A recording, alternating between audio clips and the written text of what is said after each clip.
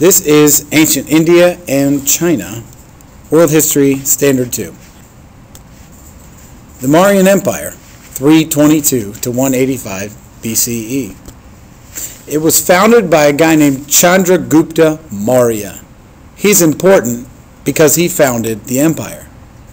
He established an empire that actually stopped the advance of Alexander the Great. And it became the largest empire ever on the Indian subcontinent. And it was connected to trade, of course, to the Middle East, but not to the north. More on that later. One of the most famous emperors was Emperor Ashoka. Originally, he was a great military leader, but after witnessing a gruesome and bloody battle, he converted to Buddhism. But let's not forget that he was the grandson of Chandragupta Maurya.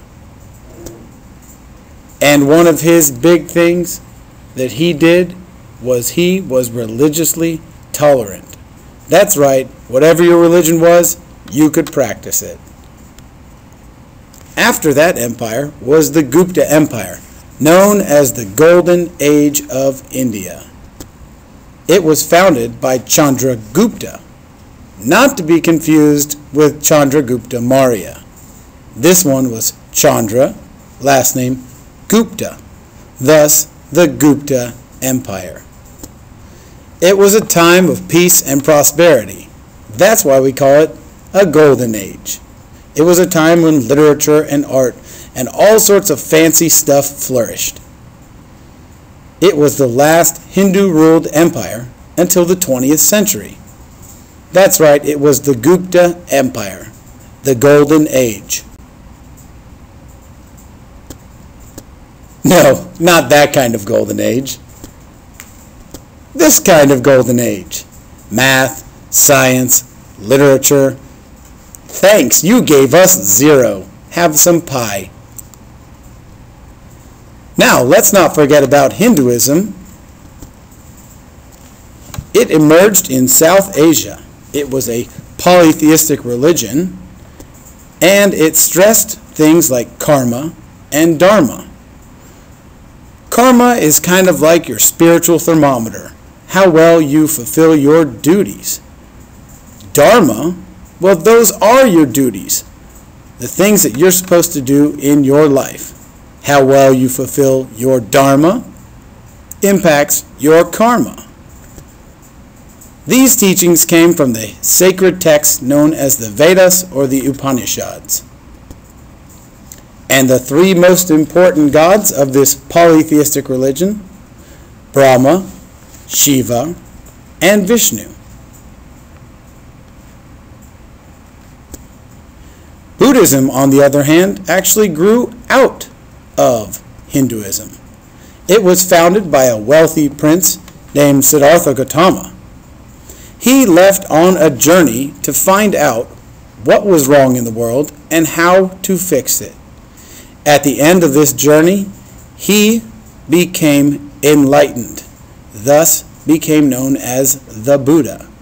The Buddha found that the 4 noble truths were the way to find inner happiness, and thus he became enlightened.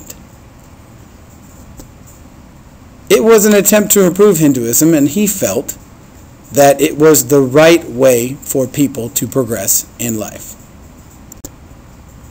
Now, on to China. China's Zhou dynasty. This is the first time we see a real sense of the mandate of heaven and the dynastic cycle.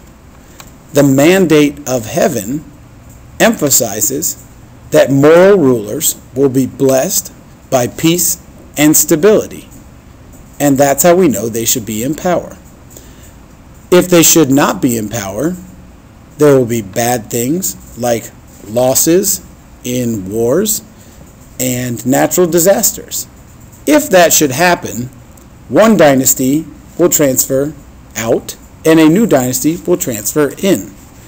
The change from one dynasty to another is known as the dynastic cycle. This was our longest lasting Chinese dynasty, but it definitely was not the one that had the biggest impact. There was no sense of centralized power, and towards its end it declined into a period of time known as the Warring States period.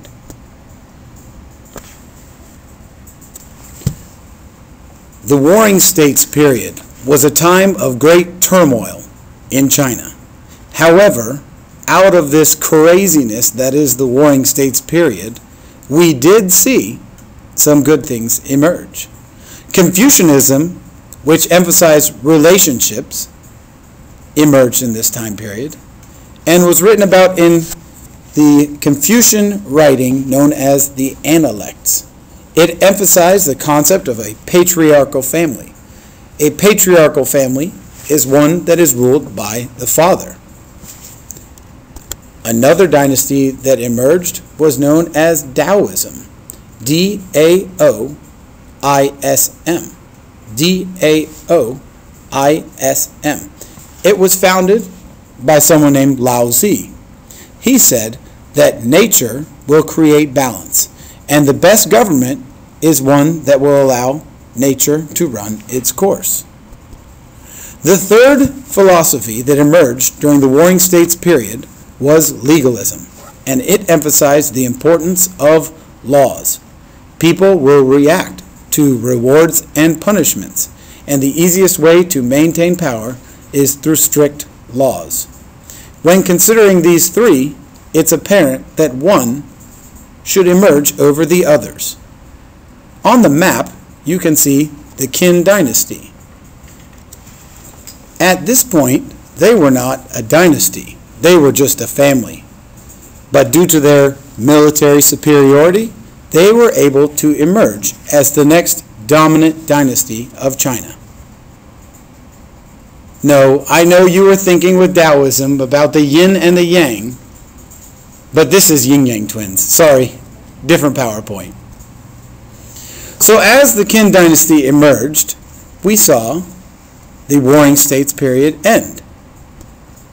Legalism became the dominant philosophy, which angered many people. But those angry people got to go and build the Great Wall of China. And they didn't like it. And those who really had a problem with it, well, they died. The construction of this Great Wall was the first effort by a Chinese dynasty to create a barrier to outside barbarians. A later dynasty, known as the Han Dynasty, adopted Confucianism as their philosophy. This dynasty felt the best way for them to rule and maintain stability was through the creation of the examination system. Now, anyone could take this exam, but not everyone could actually pass this exam. Well, when we say anyone could take the exam, well, maybe not everyone.